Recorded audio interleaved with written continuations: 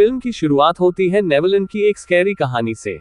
कहा जाता है कि वहां पीटर नाम का एक लड़का रहता है जो अच्छे बच्चों को अपने साथ ले जाता था। वहां ना कोई रूल्स होते हैं, ना कोई पेरेंट्स की रोक टोक, बस हमेशा के लिए मस्ती। यही कहानी एक आदमी कर्ली नाम के छोटे बच्चे को सुना रहा होता है। लेकिन जैसे ही कहानी खत्म होती है, अचानक कर्ली गायब हो जाता है। इसका मतलब साफ था, पीटर उसे अपने साथ ले गया। इसके बाद हम देखते हैं कि पीटर एक और बच्चे जेम्स को अपनी बातों में फंसाने की कोशिश करता है। जेम्स की मां जब अपने बेटे को बचाने आती है तो दोनों में फाइट हो जाती है। जेम्स की मां पीटर का चेहरा चीर देती है, जिससे वो और भी हॉरिफाइंग दिखने लगता है। गुस्से में पीटर उसकी मां को ब्रूटली मार डालता है और जेम्स को अपने साथ ले जाता है। स्टोरी आगे बढ़ती है और हम पहुंचते हैं डार्लिंग फैमिली पर। यहाँ वेंडी डार्लिंग अपनी मां मेरी और भाइयों माइकल और जॉन के साथ रहती है। एक दिन माइकल अपने बर्थडे पर स्कूल जाता है, जहां उसका बेस्ट फ्रेंड जोई उसे सरप्राइज देता है। लेकिन उसी रात पीटर घर आता है और माइकल को किडनैप कर ले जाता है। वो उसे अपने अड्डे पर ले जाकर नेवरलैंड की बातें करता है। घर पर सब डर से परेशान हो जाते हैं।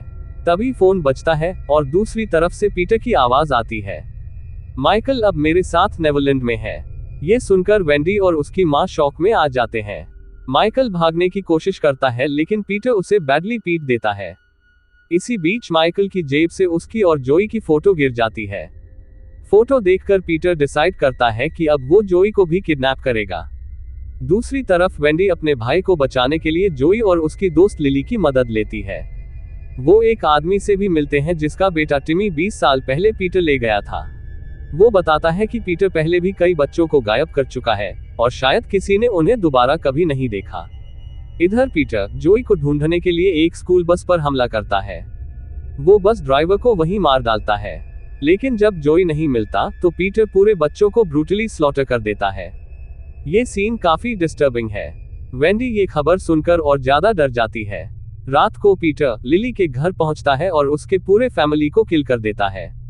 ये सब वेंडी अपनी आंखों से देख लेती है और सीक्रेटली पीटर के पीछे उसके घर तक पहुंच जाती है। पीटर के घर में एक औरत रहती है जो खुद को टिंकर बेल बताती है। वो माइकल को बताती है कि वो पहला बच्चा था जिसे पीटर यहाँ लेकर आया था।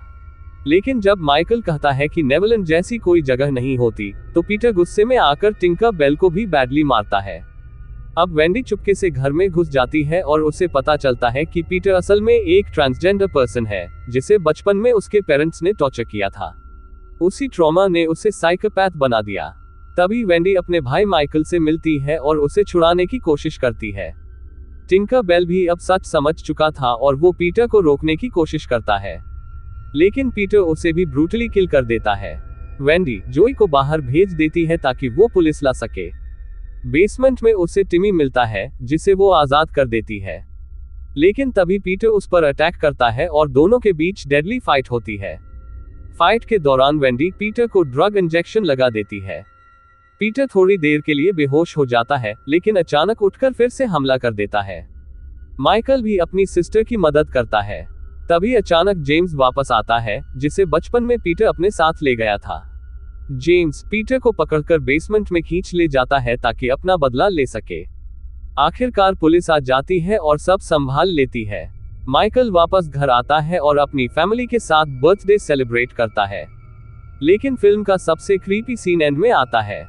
वेंडी को फोन कॉल आता है। दूसरी तरफ पीटर की आवाज सुनाई देती है, I will come again to take Michael to Neverland. Wendy डर से सहम जाती है और यहीं पर मूवी खत्म हो जाती है।